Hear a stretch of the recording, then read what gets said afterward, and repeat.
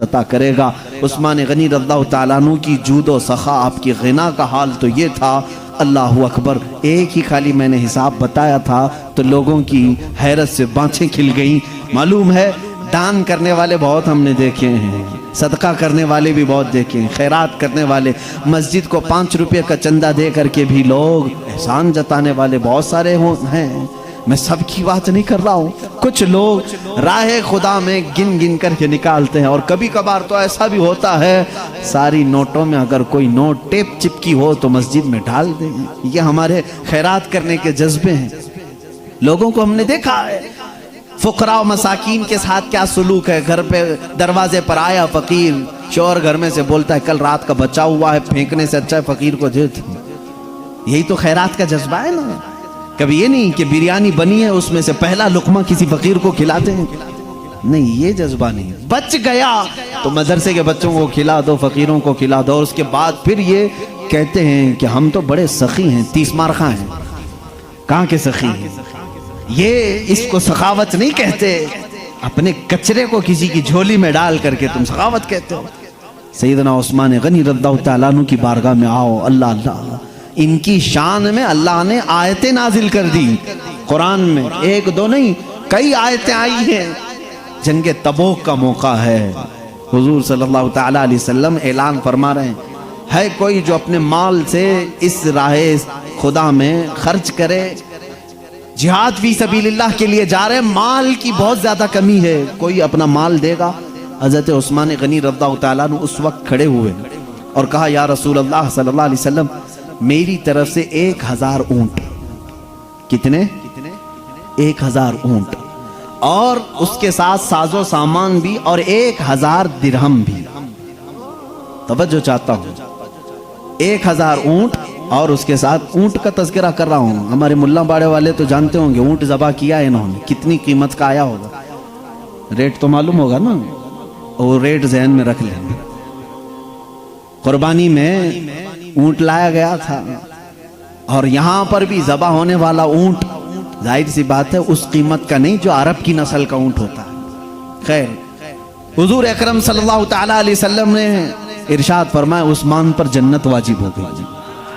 دوبارہ کھڑے ہوئے کہا یا رسول اللہ صلی اللہ علیہ وسلم، میری طرف سے 1000 اور 1000 اونٹ اور 1000 درہم بھی ساتھ میں۔ اللہ کے نبی صلی اللہ علیہ وسلم نے فرمایا اب اس کے بعد کوئی بھی عمل عثمان کو جنت سے جانے سے روک نہیں سکتا۔ حضرت عثمان غنی نے کہا یا رسول اللہ، میری طرف سے 1000 اور۔ یہ ایسے نہیں ہے جیسے 20 لاکھ بول دیتے ہیں، ہاں اوپر سے کرسی پہ بیٹھ کر کے کہہ دے 15 لاکھ کھاتے میں آئیں گے، ایسی دان نہیں ہے یہ، توجہ چاہتا ہوں، وہ ایسا دان نہیں۔ 20 لاکھ کروڑ کورونا کے زمانے میں سب پورے انڈیا کہاں ہے بھائی؟ پتہ ہی نہیں۔ یہ صرف ویسی ہے کانوں کو خوش کرنے کی بات ہے، تم خوش ہوتے ہو نا اس بات سے، ٹھیک ہے خوش ہوتے رہو۔ عثمان غنی رضی اللہ تعالیٰ عنہ کانوں کو خوش کرنے کے لیے اعلان نہیں کرتے تھے، کانوں کو خوش کرنے کی بات نہیں، ریئل میں 1000 اونٹ کہا تو اسی وقت میدان میں حاضر بھی کیا، 3000 اونٹ لے کر کے آئے۔ کیلکولیشن کر کے کل مجھے بتانا، اس زمانے میں ابھی اونٹ کی قیمت 1 لاکھ کے اوپر ہے، اور اس وقت حضرت عثمان غنی رضی اللہ تعالیٰ عنہ جو اونٹ راہ خدا میں دیے تھے وہ عرب کے سب سے قیمتی اونٹ تھے۔ ان کی قیمت اگر آج کی قیمت کے حساب سے ہی ہم مان لیں، 1 لاکھ کا اگر ایک اونٹ آتا ہے تو 3000 اونٹوں کی قیمت کیا بنتی ہوگی؟ 3000 اونٹوں کی قیمت کیا بنی ہوگی؟ کبھی آپ نے سوچا؟ 1 لاکھ ایک اونٹ کا بھی ہو، کل کیلکولیشن کرنا تھک جائے گا تمہارا کیلکولیٹر۔ اور اتنا ہی نہیں، 1000 درہم جو اس زمانے میں تھے، آج کے درہم جو یو اے ای کا درہم ہے اس کو نہیں کیلکولیٹ کرنا، یہ درہم نام ہے، یہ نوٹ ہے، یہ کاغذ کا ٹکڑا ہے۔ اس زمانے میں جو درہم ہوتا تھا وہ چاندی کا سکہ ہوتا تھا، چاندی کا ٹکڑا۔ تو بعض لوگوں نے اس کا وزن دیکھ کر کے اس زمانے کی ویلیو نکالی، 1000 درہم کی قیمت کتنی ہوتی ہوگی، ویلیو کتنی ہوگی؟ تو لوگوں نے کیلکولیشن کر کے بتایا 1 ارب 16 کروڑ۔ اللہ اکبر، 1 ارب 16 کروڑ۔ لاؤ کوئی دوسرا دکھا کر کے دکھاؤ جو اللہ کی راہ میں اتنا دے سکتا ہو۔ میاں ہمارے زمانے کی بھی بڑے سے بڑے مالدار ہم نے دیکھے، بڑے سے بڑے مالدار دیکھے، قیامت آ جائے گی لیکن عثمان غنی کی سخاوت کی مثال نہیں مل سکے گی۔ حد تو یہ ہے، یہ حساب میں نے کبھی بتایا نہیں تھا اس سے پہلے، سوچتے رہ جائیں گے لوگ۔ اور ان بخیلوں کے لیے اس میں بڑی عبرت ہے جو اپنے مال پر سانپ کی طرح بیٹھے ہوئے ہیں، خود کھا بھی نہیں سکتے، وہ اس کتے کی طرح ہیں جو چارے پہ بیٹھ جاتا ہے۔ چارے پہ بیٹھا ہوا کتا بیل کو کھانے بھی نہیں دیتا اور خود چارہ کھاتا بھی نہیں۔ ایسے بخیل نہ بنو، قیامت کے دن یہ ساری چیزیں توق بنا کر کے تمہارے گلے میں ڈال دی جائیں گی۔ 10ویں پارے کی آیت ہے، اللہ تعالیٰ فرماتا ہے والذین یکنزون الذهب والفضة ولا ينفقونها فی سبیل اللہ فبشرهم بعذاب علیم۔ اے رسول، جو لوگ سونا اور چاندی جمع کر کے بیٹھ جاتے ہیں اور اس کو راہ خدا میں نہیں نکالتے، آپ ان کو بشارت دے دیں دردناک عذاب کی۔ یوم یحمى علیہا فی نار جہنم فتقوی بہا جباہہم وجنوبہم ودورہم۔ اللہ فرماتا اس دن تپائے جائیں گے ان کی پیشانیاں، ان کی پیٹھ کو اور ان کے سامنے والے حصے کو، اللہ تعالیٰ آگ سے، جہنم کی آگ سے انہیں داغا جائے گا، داغنے کا حکم دیا جائے گا۔ اے میرے عزیزو، مال اگر تمہارے پاس آئے تو اس میں سے کچھ حصہ اللہ کی راہ میں ضرور نکالو۔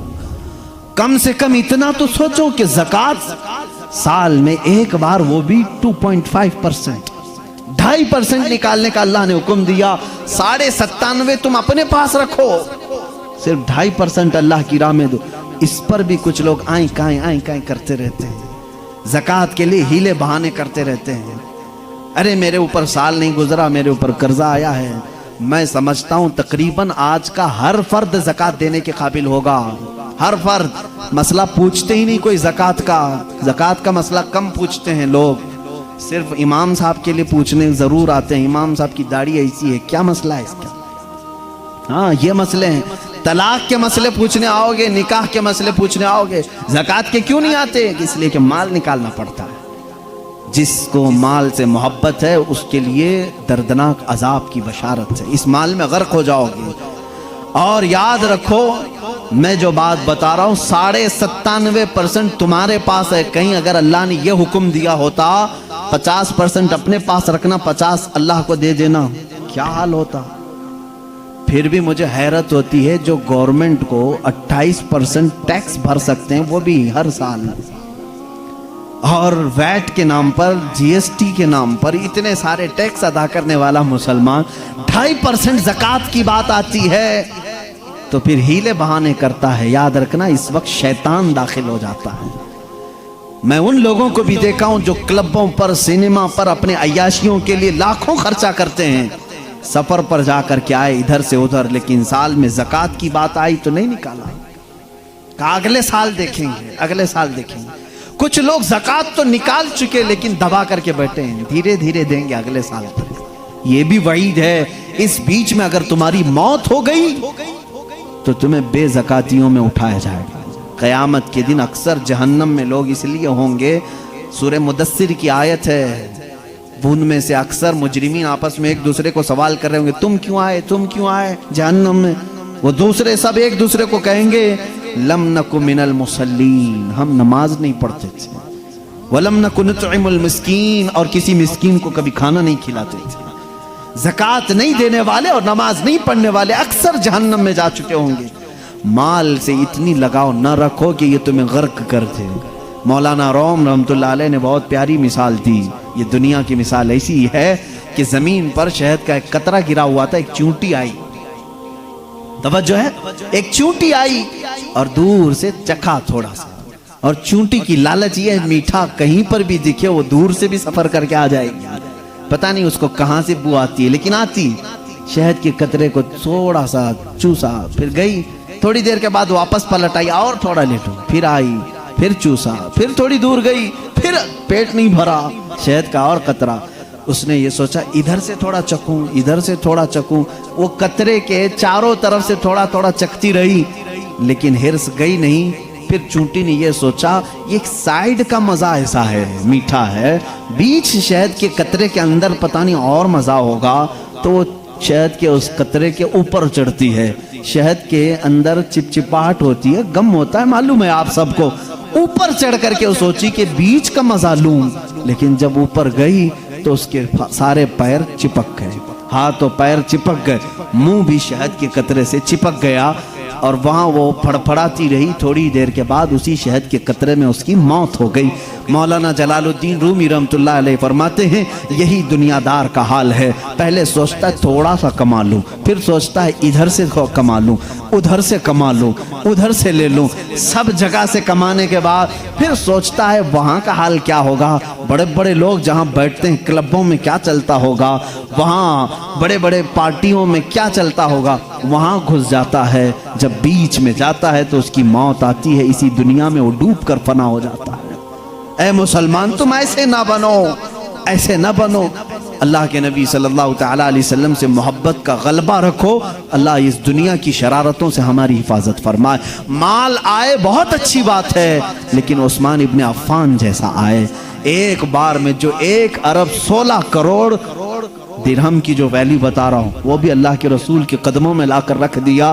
اونٹوں کا بھی حساب نہیں ہوا، اونٹوں کا حساب ابھی نہیں ہوا ہے، 3000 اونٹ دیے، یہ ایک ہی بار نہیں، زندگی میں کئی مرتبہ دے چکے، کئی مرتبہ دے چکے۔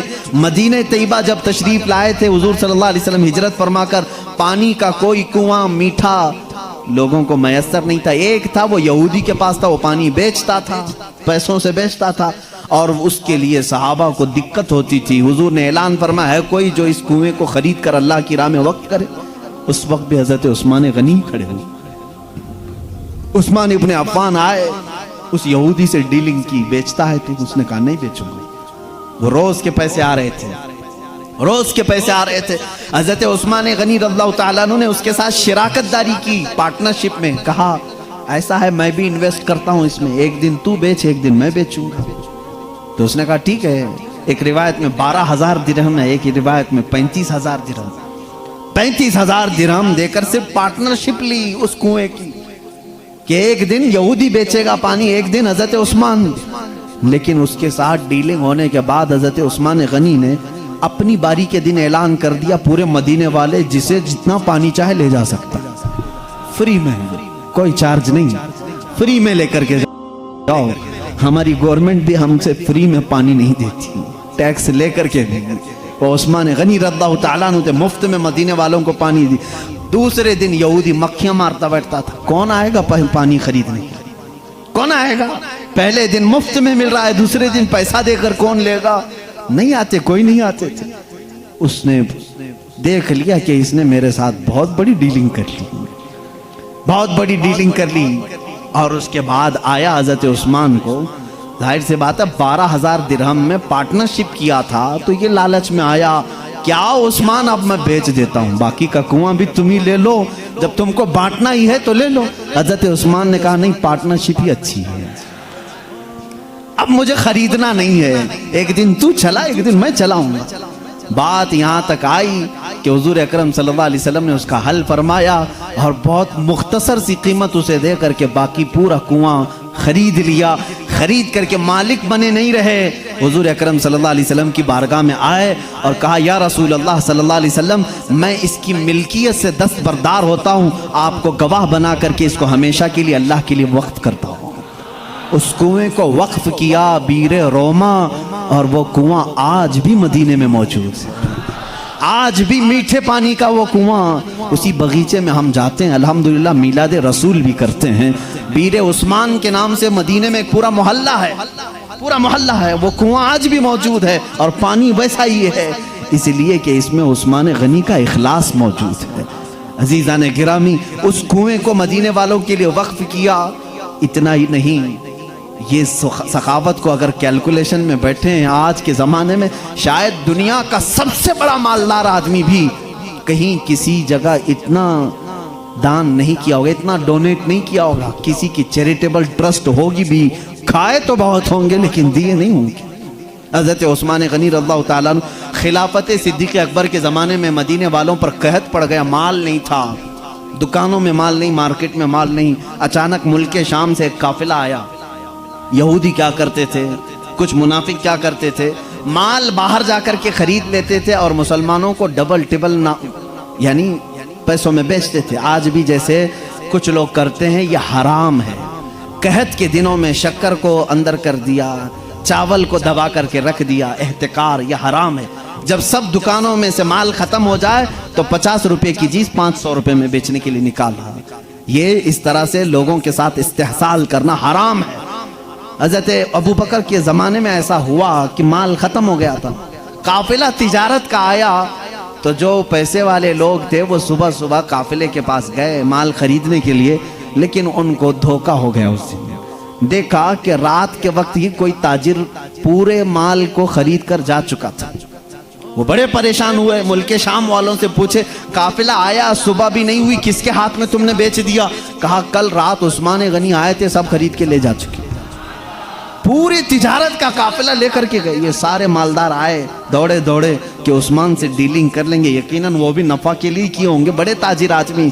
صبح آئے, حضرت عثمان غنی کے دولت قدے پر حضرت عثمان غنی رضی اللہ تعالیٰ عنہ تشریف لائے. روایت میں ہے صرف چادر اپنے جسم پر ڈالے ہوئے تھے, ایک تہبند تھی. پوچھا کیوں آئے؟ کہا سنا ہے مال تجارت پورا تم نے لے لیا ہے, ایک کام کرو ہمارے ہاتھ میں بیچ دو, فائدہ رکھ کر کے بیچو. آپ نے کہا کتنا فائدہ دو گے, کتنا نفع دو گے؟ چلو بیچتا ہوں. ان لوگوں نے کہا اگر تم نے 10 میں لیا ہے تو ہم 11 میں لے لیں. کہا اور بڑھاؤ. کہا نہیں 12 دے دیں گے. 10 میں اگر تم نے خریدا ہے تو ہم 12 دے دیں. کہا اور بڑھاؤ. انہوں نے کہا 13 لے لو. کہا نہیں اور 14 لے لو. کہا اور, کہا نہیں ہم 15 دے دیں گے. 10 میں تم نے خریدا ہے, ہم 15 میں لے لیں گے. حضرت عثمان نے کہا نہ, اتنا فائدے میں نہیں بیچوں, جاؤ اور سوچو. کہا پورے مدینے میں اتنے بڑے فائدے پر کون خریدے گا؟ تو حضرت عثمان کے بعد وہ آئے تھوڑی دیر کے بعد ڈبل میں خریدنے کے لیے. 10 میں لیو 20 میں دے دو, لاکھ میں خریدے ہوں گے 2 لاکھ میں ہم کو دے دینا. حضرت عثمان نے کہا اور بڑھاؤ, مجھے اور نفع چاہیے, میں اتنے میں نہیں بیچوں گا, اور نفع, اتنا بڑا میں انویسٹ کیا ہوں تو اور چاہیے. وہ سارے گھبرا گئے, عثمان کیسا تاجر ہے, اتنا بڑا نفع. حضرت عثمان کہنے لگے تم مجھ سے اتنے بڑے فائدے میں خرید رہے ہو, اتنا نفع دے کر خرید رہے ہو, کرو گے کیا؟ انہی مسلمانوں کے ہاتھ میں بیچو گے نا مدینے میں جا کر کے. کہا حضرت عثمان غنی نے جاؤ اور سوچ کر کے آؤ, کل آنا, مجھے یہ ڈبل بھی نہیں اور زیادہ بڑھ کر کے چاہیے. ایک روایت میں انہوں نے 5 گنا تک بڑھا دیا. حضرت عثمان بیچنے کو منع کی. دوسرے دن حضرت عثمان غنی رضی اللہ تعالیٰ عنہ مسجد نبوی صبح آئے ہیں. حضرت ابو بکر صدیق رضی اللہ تعالیٰ عنہ خلیفہ تھے. اعلان کیا اے صدیق اکبر, تجارت کے مال میں غلہ, اناج, ساری ضرورت کی چیزیں ہیں, آپ مسجد نبوی سے اعلان کر دیں مدینے میں جس کو ضرورت ہے سب وہ لے کر کے جا سکتا ہے. سب لے کر کے جائیں. شام تک وہ پورا مال تجارت مدینے والوں میں بٹ کر ختم بھی ہو چکا. میں نے تو آپ کو بتایا تھا 1000 درہم کا ہے نا, جنگ تبوک میں 1000 درہم دان کیے تھے نا. یہ جو مال انہوں نے خریدا تھا وہ تقریباً 70,000 درہم کا تھا. 70,000 درہم کا مال خریدا تھا, تقسیم کر دیا. اب وہ پریشان منافقین آئے, وہ یہودی تاجر, عثمان بیچ آئے, ہم نے سنا ہے کہ تم. کہا ہاں بیچ آئے. کتنے فائدے میں؟ ہم تو ڈبل دے رہے تھے, ٹرپل دے رہے تھے, 5 گنا زیادہ کر کے ہم دے رہے تھے, کتنے میں بیچ آئے؟ کہا تم سب کی حیثیت ہی نہیں تھی میرے مال کی خریدنے کی. کہا اس سے بڑھ کر کے کون تم سے خریدے گا؟ کہا میرا اللہ خریدے گا, میرا رب خریدے گا. کہا یہ بھی کیا بات ہوئی؟ کہا اے ظالمو, تم میرے مال کا ڈبل ٹرپل اور 4-5 گنا دینے کی بات کر رہے تھے, جبکہ میرا مولا مجھے 70 گنا زیادہ دے کر خریدا ہے. میں نے رب ذوالجلال کے دست قدرت میں میرا پورا مال 70 گنا زیادہ فائدے میں بیچ آیا ہے. ہمت تو بتاؤ میرے مال کو 70 گنا خریدنے کی. کون ہے دنیا میں جو اتنا یقین رکھتا ہو؟ کیونکہ میرا مولا فرماتا ہے جس نے اللہ کی راہ میں 1 دیا, بدلے میں مولا اسے 70 گنا بڑھا کر کے دے گا, دنیا میں بھی دے گا اور آخرت میں بھی دے گا. اس عثمان غنی کی سخاوت سدا قائم رہے گی. آخری بات آپ کی زندگی کی یہ بتاتا ہوں میرے عزیزو, وہ مال ختم ہوتا تھا کہ نہیں ہوتا تھا؟ جو سب میں بٹتا تھا, کبھی فکر کیوں نہیں انہوں نے کیا؟ یہاں 3000 درہم دے دیا, جنگ میں وہاں 35,000 کنویں میں خرچہ کر دیا، یہاں 70,000 خربہ میں بانٹ دیا۔ اللہ اللہ، مال تھا بھی کتنا ہی، کتنا تھا آپ کے پاس؟ کہاں ان کو یہ فرق تھا کہ نہیں کہ ختم ہوگا کہ نہیں ہوگا؟ اسی عثمان غنی کے پاس کئی لوگ آتے تھے جن کے نکاح نہیں ہو رہے ہوتے، شادیاں نہیں ہو رہی ہوتی، ان کے گھروں کے مال و اسباب بھی حضرت عثمان غنی دیتے تھے۔ لیکن حیرت کی بات میں آج آپ کو بتاؤں، اس زمانے کو بیتے ہوئے کتنے سال گزرے ہیں؟ اس زمانے کو گزرے ہوئے 14 صدیاں ہو گئی، 1400 سال ہو گئے، لیکن آج بھی مدینہ طیبہ کی میونسپلٹی کا خرچہ حضرت عثمان غنی کے مال سے ہوتا۔ آج بھی ان کا بینک بیلنس آج بھی موجود ہے، ان کے نام سے آج بھی فنڈ باقی ہے، یہ کبھی ختم نہ ہوگا، اس لیے کہ میرے مولا نے ان کو وعدہ فرمایا۔ اے میرے عزیزو، مال سے چپک کے بیٹھنا، یہ مال تمہیں ہلاکت میں لے جاتا ہے، اور جس مال کو اللہ کے حوالے کیا وہ تمہیں کبھی ختم نہیں ہونے دیتا ہے، تمہیں کبھی ختم نہیں ہونے دیتا۔ لیکن مال آ جائے تو چربی بھی نہیں آنی چاہیے، یاد رکھنا۔ کہیں دے دیا اور کہا یہ میں نے کیا، یہ میں نے کیا، یہ جھمر میں نے لگایا، یہ لائٹ میں نے لگایا، یہ چیزیں بھی تمہیں غارت کر دیں گی، برباد کر دیں گی، تباہ کر دیں گی۔ قرآن کی آیت ہے الذین ينفقون اموالهم فی سبیل اللہ ثم لا يتبعون ما انفقوا منا ولا اذى، جو لوگ اللہ کی راہ میں خرچ کرتے ہیں اور پھر احسان نہیں جتاتے، ان کے لیے اللہ اجر رکھا ہے، ان کے لیے اللہ اجر رکھا ہے۔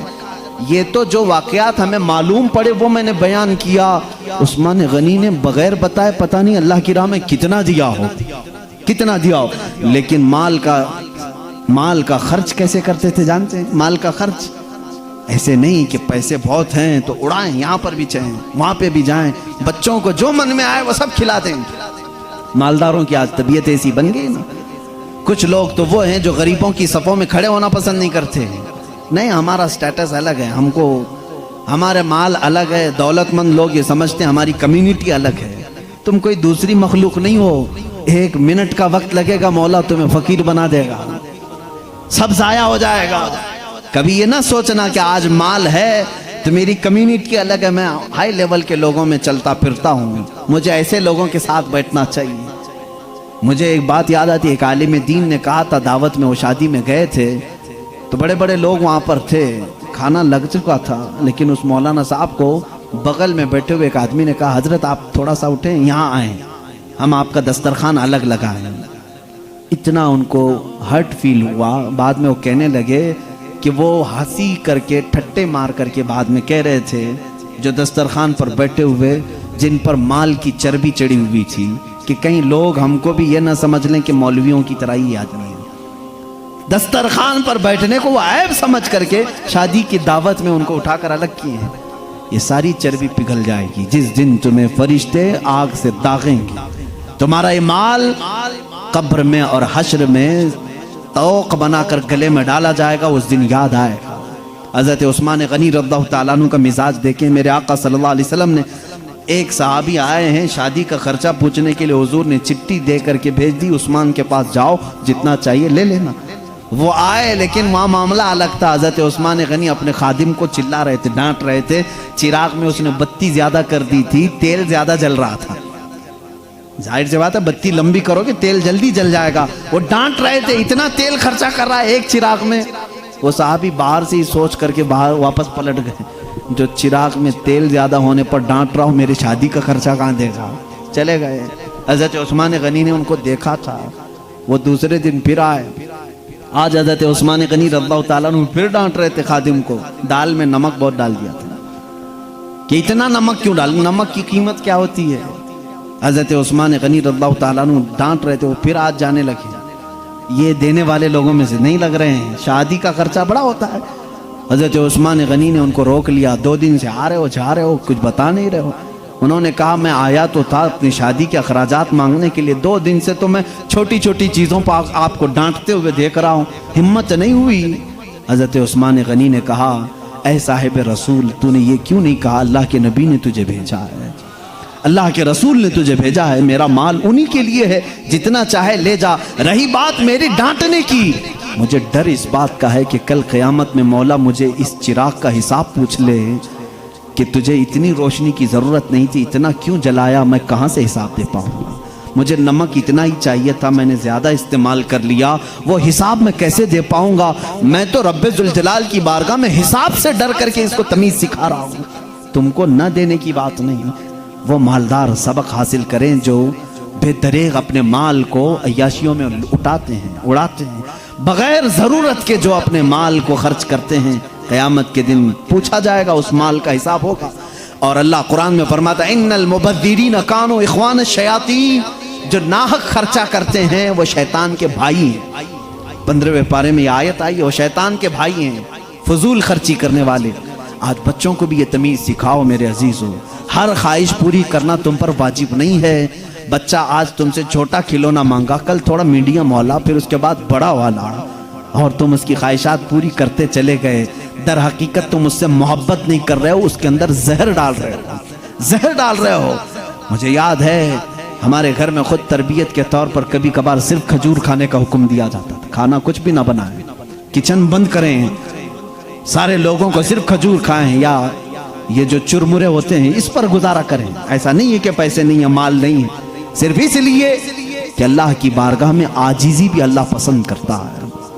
اچھے لباس بھی پہنو، لیکن کبھی کبھار پیبند والا لباس بھی پہن لو، سادگی کو بھی کبھی کبھار اختیار کرو۔ اللہ نے اگر دیا ہے عمدہ سے عمدہ لباس پہنو اور اس کی نعمتوں کا اظہار کرو، لیکن کبھی کبھار قناعت کو بھی پسند کرو، جو حضرت عثمان غنی کی زندگی ہے۔ تنہائی میں ہو تو عام لباس بھی پہنو، اکیلے میں ہو تو عام غذا بھی کھاؤ، کبھی کبھار گھر میں دال روٹی بھی کھا لیا کرو، چٹنی روٹی بھی کھا لیا کرو۔ ایسا اپنے حلق کو نہ بناؤ کہ اس پہ سے کوئی بغیر گوشت کے اترتا ہی نہیں، یہ مزاج نہ بناؤ۔ کبھی ایسا ہو گیا زندگی میں برے دن آ گئے تو پھر تمہاری وہ عادتیں تمہیں ڈاکو بنا دیں گی، چور بنائیں گی، لٹیرا بنا دیں گی، کہیں سے لوٹ کر کے لاؤ گے اور اپنی زبان کے چٹخارے حاصل کرو گے۔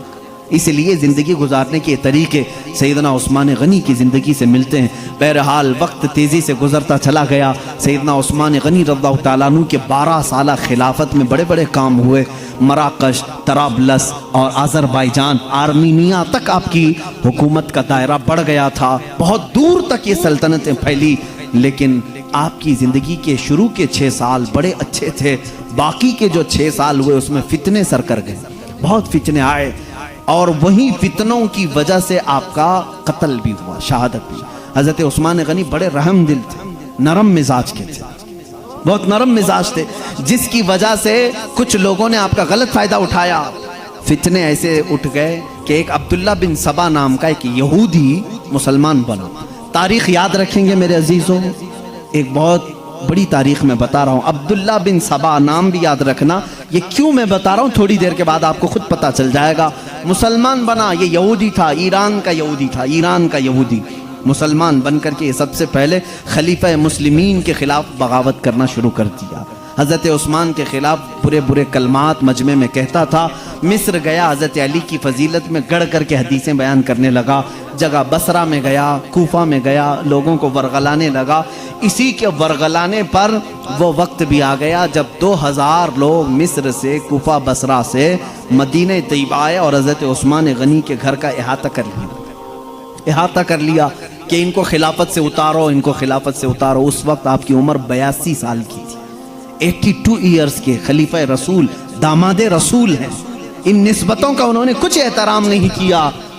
ہم 1400 سال بعد آنے والے آج آل رسول کا احترام کرتے ہیں، لیکن اس زمانے کے ان بلوائیوں نے حضرت عثمان غنی کے گھر کا محاصرہ کر لیا۔ کربلا سنتے رہتے ہو، شہادت عثمان بھی سنو۔ جانتے ہو ان لوگوں نے گھر کا محاصرہ کر کے کتنے دن تک حضرت عثمان کو قید میں رکھا؟ 40 دن گزر گئے، 40 دن تک کھانا پانی ان کے گھر تک آنے نہیں دیا، بند کر دیا۔ حضور صلی اللہ علیہ وسلم کی ایک زوجہ پانی لے کر جا رہی تھی، ان کے خچر کو انہوں نے گرا دیا، ان کو زمین پر گرایا، زوجہ رسول کو۔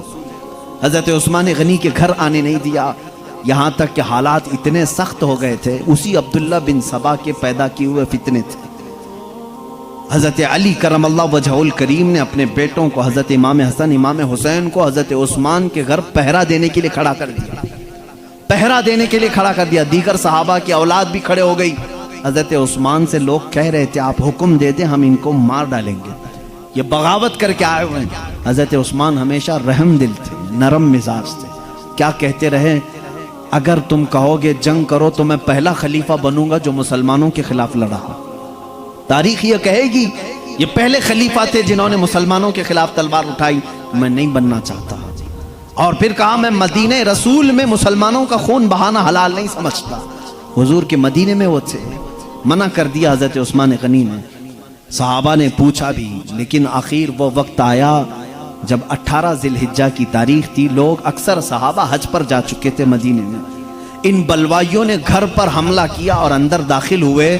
جمعہ کا دن تھا۔ حضرت عثمان غنی رضی اللہ تعالیٰ عنہ فرماتے ہیں دوپہر کے وقت وہ سو کر اٹھے، اپنی بیوی کو کہنے لگے آج میری قسمت جاگ گئی، میں نے خواب میں رسول کریم صلی اللہ علیہ وسلم کو دیکھا، سیدنا ابو بکر اور حضرت عمر بھی تھے اور مجھ سے کہہ رہے تھے عثمان جلدی آؤ، افطار میں ہم تمہارا انتظار کر رہے ہیں۔